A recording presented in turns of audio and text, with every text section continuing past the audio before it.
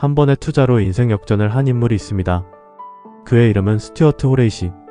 누구나 한 번쯤 이름을 들어봤을 투자의 대가이자 부자인 워렌 버핏의 회사 버크셔 해서웨이에 투자하여 얻은 결과입니다.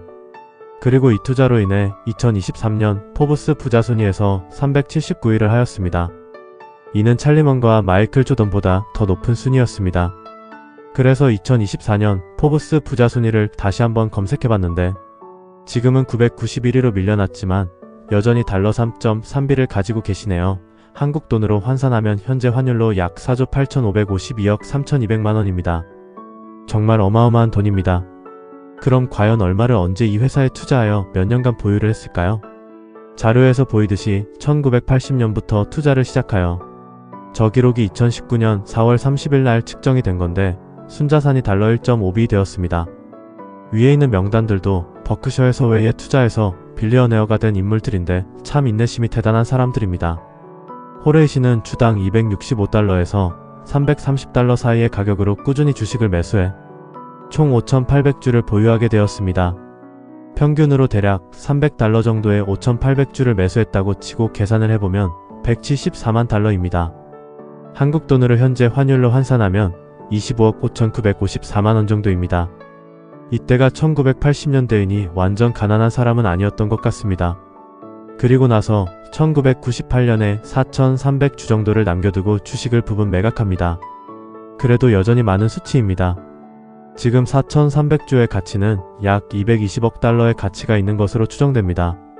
18년 정도 지나서 부분 매각, 그리고 나머지는 40년이 넘는 세월 동안 홀딩. 정말 이건 쉬운 일이 아닙니다.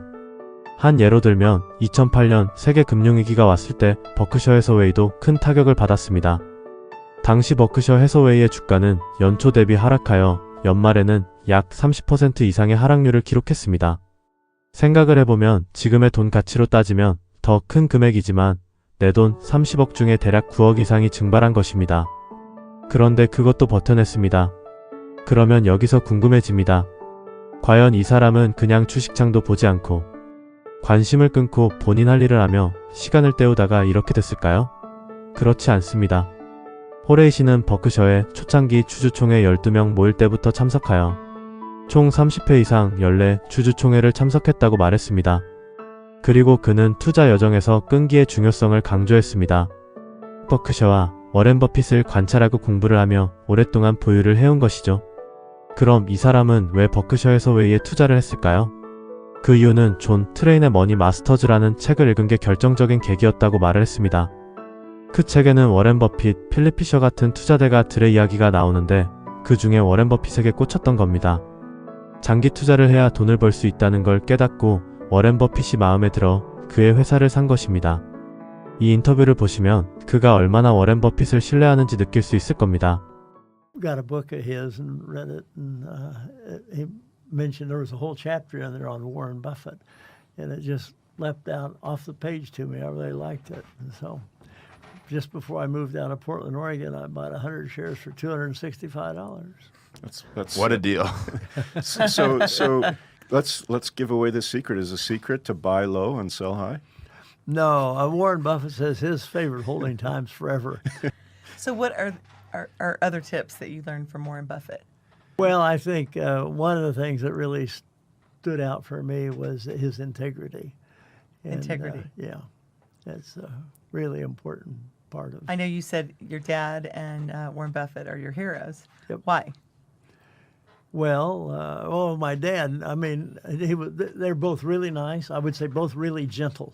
Gentle. Okay. Yeah. 그 회사의 매출이나 이익, 부채 이런 것도 고려를 해야겠지만 이분의 사례를 보면 그 회사의 CEO가 어떤 사람인지가 정말 무엇보다 중요하지 않은가 싶습니다.